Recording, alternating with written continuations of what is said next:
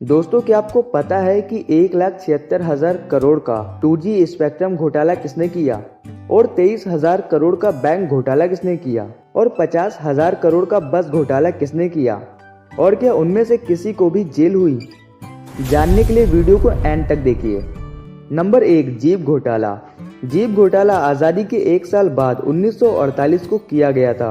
दरअसल आज़ादी के बाद पाकिस्तान के हमले के समय भारत को जीपों की जरूरत थी, इसीलिए भारत की मौजूदा सरकार कांग्रेस ने 200 जीप खरीदने का आदेश दिया, जिसमें से केवल 150 जीप ही भारत आई थी।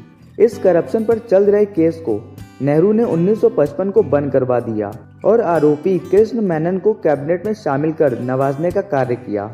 Number 2, Maruti scam. 1974 के इस घोटाले में उस वक्त की प्रधानमंत्री इंदिरा गांधी का नाम सबसे पहले आया था, जब उनके बेटे संजय गांधी को पैसेंजर कार बनाने का लाइसेंस मिला था।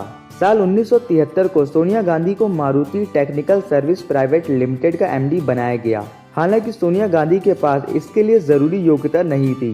कंपनी को सरकार की ओर से फंड, टैक्स और जमीन के अलावा भी और कई चीजों में छूट दी गई थी, लेकिन कंपनी बाजार में उतरने लायक एक भी कार नहीं बना सकी और 1977 के बाद बंद कर दी गई।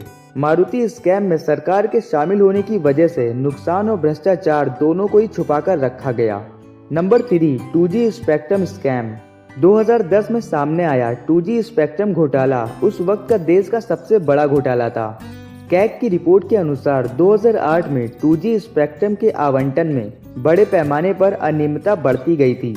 कैग ने अपनी ऑडिट रिपोर्ट में बताया था कि स्पेक्ट्रम के आवंटन से मिले रुपए और नीलामी के लिए प्रस्तावित राशि के बीच का अंतर 1,76,000 करोड़ रुपए था, यानी 1.76 ट्रिलियन। इस पूरे घोटाले में तत्कालीन यूपीए सरकार में शामिल पूर्व केंद्रीय मंत्री ए राजा कनिमोरी और वित्त मंत्री पी चिदम्बरम पर आरोप लगे थे, जिस वजह से इन दोनों को जेल भी जाना पड़ा था। इन दोनों पर आरोप था कि इन्होंने पहले आओ पहले पाओ के आधार पर अपनी पसंदीदा कंपनी को नए रेट के बजाय 2001 में तय किए गए स्पेक्ट्रम के रेट पर ही दिए थे, जिससे सरकार को 1,76,000 करोड़ का भारी नुकसान उठाना पड़ा था।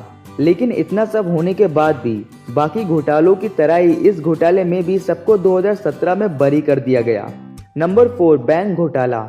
क्या आप जानते हैं Gujarat based shipping company APJ shipyard को लेकर बीजेपी का एक घोटाला सामने आया था, जिसमें बैंकों को लगभग 23,000 करोड़ का चूना लगाया गया था, जिसमें एसबीआई को 2,468 करोड़ का चूना लगाया गया, आईसीआई को 7,089 करोड़ का, आईडीबीआई को 3,634 करोड़ का, बैंक ऑफ बड़ौदा को 1,314 करोड़ का, पीएनबी को 1,244 करोड़ का चूना और आईओबी को 1,228 करोड़ रुपए का चूना लगाया गया। जब सीबीआई ने इस केस को अपने हाथ में लिया तो उनके हाथ सरकार के खिलाफ किसी भी प्रकार के कोई सबूत नहीं लगे, इसीलिए केवल कंपनी पर केस किया गया।